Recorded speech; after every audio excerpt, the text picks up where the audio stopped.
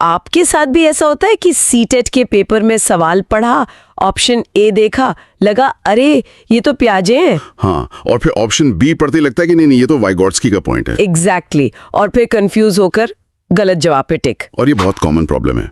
आपको पता है सीडीपी के 30 सवालों में से लगभग 15 से 18 सवाल सिर्फ 8 मनोवैज्ञानिकों पे आते हैं। 15 से 18? ये तो आधी से ज्यादा पेपर हो गया। अब पूरी थ्योरी रटने का टाइम तो है नहीं। बिल्कुल नहीं है। और यहीं पर एक बहुत बड़ा कंफ्यूजन है, एक मिस्ट्री ट्रैप है चॉम्स्की और स्किनर के बीच। अच्छा। हाँ, सवाल आता है भाषा सीखना जन्मजात क्षमता है या नकल? और मैं बता रहा हूँ 90% छात्र यहाँ गलती करते हैं। मतलब 1 या 2 नंबर तो पक्के कट जाते हैं अगर ये लॉजिक क्लियर ना हो तो। डेफिनेटली। लेकिन इसका सही कीवर्ड लॉजिक क्या है और वो छिपा हुआ ट्रैप क्या है, वो हम आज इसी चर्चा के बीच में बताएंगे। तो आज हम पढ़ाई नहीं करने वाले हैं। नहीं, आज हम शिकार करेंगे उन मैजिक कीवर्ड्स का शिकार जो इन 8 मनोवैज्ञानिकों के सिग्नेचर हैं, ताकि जवाब 10 सेकंड में मिले। तो चलो कीवर्ड हंट शुरू करते हैं। चलिए करते हैं। तो सबसे पहला और सबसे बड़ा नाम जीन पियाजे। जीन पियाजे, इनका नाम आते ही मेरे दिमाग में आता है कि बच्चा एक एक्टिव लर्नर है। वो खाली बर्तन नहीं है जिसे हम भरते हैं। बिल्कुल सही पकड़ा। पियाजे के लिए बच्चा एक नन्हा वैज्ञानिक है, एक लिटिल साइंटिस्ट, एक एक्टिव अन्वेषक, एक्टिव एक्सप्लोरर। हाँ, और वो दुनिया को कैसे समझता है? अपने स्कीमा से। स्कीमा मतलब? ज्ञान की जेब, पॉकेट ऑफ नॉलेज। क्या बात है, बिल्कुल सही एनालॉजी है। मान लीजिए बच्चे के दिमाग में एक फोल्डर है। उसने 4 पैर वाला एक जानवर देखा और किसी ने बताया ये कुत्ता है, तो उसके दिमाग में कुत्ता नाम का एक स्कीमा बन गया। ठीक है। अब यहीं से उनके 2 सबसे जरूरी कीवर्ड्स आते हैं, आत्मसात्करण, असिमिलेशन, और समायोजन। ये सुनने में बहुत टेक्निकल लगते हैं, पर हैं बहुत सिंपल। जब बच्चा अगली बार एक बिल्ली को देखकर भी कुत्ता बोलता है, तो वो नई जानकारी को पुराने फोल्डर में फिट कर रहा है। ये है असिमिलेशन। अच्छा, मतलब वो एडजस्ट कर रहा है। एडजस्ट नहीं, बस फिट कर रहा है। अच्छा। पर जब कोई उसे टोकता है कि नहीं बेटा ये बिल्ली है, ये म्याऊ करती है, तब उसे अपना फोल्डर बदलना पड़ता है, एक नया फोल्डर बनाना पड़ता है। ओके, तो उसे अपना पूरा मेंटल सेटअप ही बदलना पड़ रहा है। एग्जैक्टली। और इसी दिमागी मेहनत को, इस बदलाव को समायोजन या अकोमोडेशन कहते हैं। तो रूल ऑफ थंब क्या है? अगर सवाल में लिखा हो बच्चा दुनिया की समझ खुद बना रहा है, तो जवाब पियाजे होगा। बिंगो। लेकिन पियाजे के इस नन्हे वैज्ञानिक की दुनिया में वो अकेला है। समाज, ग्रुप, कल्चर, ये सब कहाँ है? अरे वाह, आपने तो सीधा अगले मनोवैज्ञानिक का दरवाजा खटखटा दिया, लिव वाइगॉट्स्की। हाँ, क्योंकि वाइगॉट्स्की पियाजे के ठीक उलट बात करते हैं ना। बिल्कुल। वाइगॉट्स्की कहते हैं कि बच्चा अकेले नहीं, समाज में, ग्रुप में सीखता है।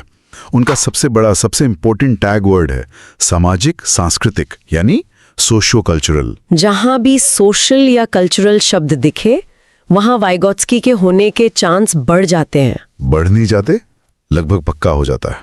उनके दूसरे कीवर्ड्स हैं अंतःक्रिया, इंटरैक्शन, और ZPD।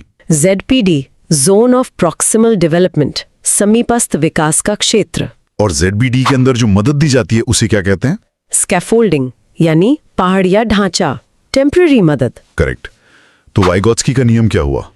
अगर सवाल में समाज, ग्रुप, संस्कृति या किसी तरह की मदद की बात हो, तो जवाब वाइगॉट्स्की होगा। बिल्कुल। तो एक छोटा सा कॉन्फिडेंस चेक हो जाए। जरूर। सवाल है, एक टीचर बच्चे को सवाल हल करने के लिए सिर्फ एक छोटा सा इशारा, एक हिंट दे रही है। ये क्या है? ऑप्शन ए स्कीमा, पियाजे, या ऑप्शन बी स्कैफोल्डिंग, वाइगॉट्स्की। अच्छा सवाल है। वीडियो को यहीं पॉज करके सोचिए। हिंट देना मदद है या खुद करना? और अपना जवाब कमेंट में लिखिए। कीवर्ड और साइंटिस्ट का नाम गूगल मत करना। चलिए अब आगे बढ़ते हैं तीसरे मनोवैज्ञानिक पर, लॉरेंस कोहलबर्ग। कोहलबर्ग का नाम आते ही मेरे दिमाग में एक ही शब्द आता है, दुविधा। डिलेमा। सही। नैतिक दुविधा, मॉरल डायलेमा, और नैतिक तर्कणा, मॉरल रीजनिंग। कोहलबर्ग को इसमें इंटरेस्ट नहीं था कि आप क्या फैसला लेते हैं, बल्कि ये कि आप उस फैसले के पीछे लॉजिक क्या देते हैं। जो ऐसे वो गुड बॉय गुड गर्ल वाली स्टेज, बच्चा अच्छा काम इसलिए करता है ताकि सब उसे अच्छा कहें। हाँ, या फिर जैसे को तैसा टिट फॉर टैट वाली स्टेज, तुमने मेरी पेंसिल तोड़ी, मैं तुम्हारा पेन तोड़ूंगा। तो इनका रूल ऑफ थंब क्या होगा? अगर सवाल में सही गलत, न्याय, सजा या नैतिकता की बात हो, तो जवाब 99% कोहलबर्गी होगा। ठीक है, अब आते हैं चौथे साइंटिस्ट पर, हॉवर्ड गार्डनर। गार्डनर ने तो पूरा गेम ही बदल दिया था। उन्होंने कहा बुद्धि एक तरह की नहीं होती। बुद्धि बहुत तरह की होती है। बहुबुद्धि का सिद्धांत, मल्टीपल इंटेलिजेंस। हाँ, उनकी किताब फ्रेम्स ऑफ माइंड इसी पर थी। उन्होंने कहा कोई संगीत में अच्छा है, कोई स्पोर्ट्स में। और परीक्षा में सबसे ज्यादा पूछे जाते हैं दो टाइप, अंतःवैयक्तिक इंट्रापर्सनल और अंतर्वैयक्तिक इंटरपर्सनल। इसमें बहुत कंफ्यूजन होता है। सिंपल है, इंट्रा मतलब अंदर यानी खुद को समझना, इंटर मतलब दूसरों के बीच यानी दूसरों को समझना। बहुत बढ़िया।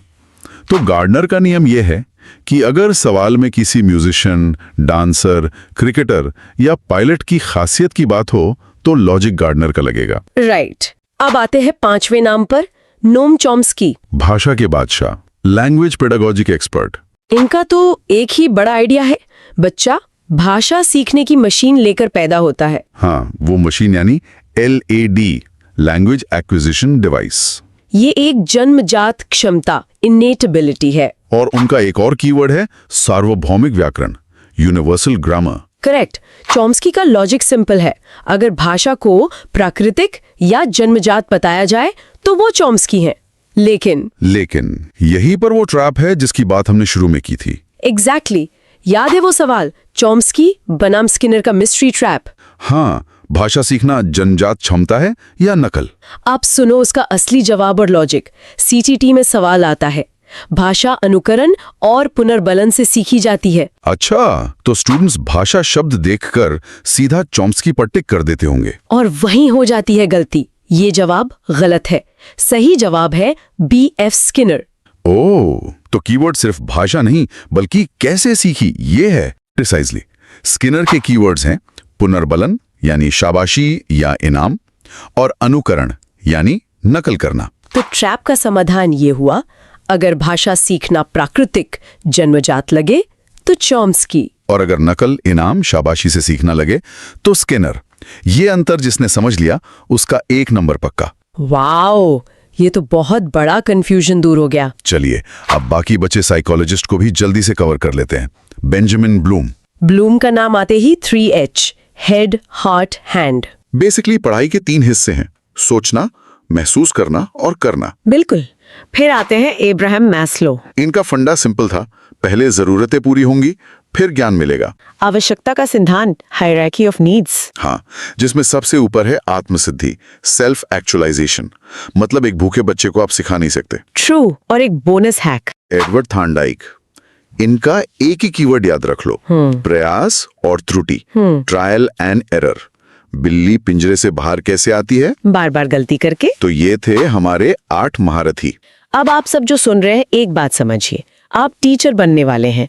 आपको इन नामों से डरना नहीं है, इन्हें इस्तेमाल करना है। तो आज से एक प्रतिज्ञा लेते हैं, परीक्षा में सवाल देखते ही सबसे पहले क्या ढूंढेंगे?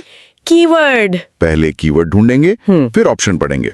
तो कमेंट्स में जोर से लिखिए, I am a keyword Hunter. Yes, ये हुई ना बात। तो आज की चर्चा का सार क्या निकला? ये 8 नाम सीटेट का पेपर बनाते हैं। बस इन कीवर्ड्स को एक कागज पर लिख लीजिए। बिल्कुल, ये मैच द कॉलम खेलने जैसा है। प्याजे दिखे तो एक्टिव ढूंढो, वाइगॉट्स की दिखे तो समाज ढूंढो, और स्किनर दिखे तो नकल या इनाम ढूंढो। बहुत बढ़िया। अच्छा, एक और एरिया है जहां स्टूडेंट्स बहुत परेशान होते हैं, पेपर 2 SST। ओहो, सामाजिक विज्ञान। हाँ। उसका सिलेबस तो एक समुद्र की तरह है। हाँ, क्या पढ़ें? मुगल पढ़ें या गांधी जी? इतिहास पढ़े या भूगोल? यहाँ भी एक हैक है, SST में चैप्टर रिपीट नहीं होते, थीम रिपीट होती हैं। थीम मतलब अकबर की पूरी कहानी रटने से बेहतर है उसकी पॉलिसी पर ध्यान देना, जैसे मनसबदारी या दीने इलाही, क्योंकि सवाल पॉलिसी पर बनता है, कहानी पर नहीं। ये तो इंटरेस्टिंग पॉइंट है। तो अगली चर्चा इसी पर होगी, SST paper 2 the theme Hunter hack. हम उन पैटर्न्स को पकड़ेंगे जो हर साल रिपीट होते हैं। तो अगली बार जरूर जुड़िएगा। बिल्कुल। हमारे इस YouTube channel study my way by Avinash sir को जल्दी से सब्सक्राइब कर लो ताकि ऐसे वीडियो आपके पास आते रहे। और वीडियो पसंद आए तो शेयर जरूर कर देना। और यदि किसी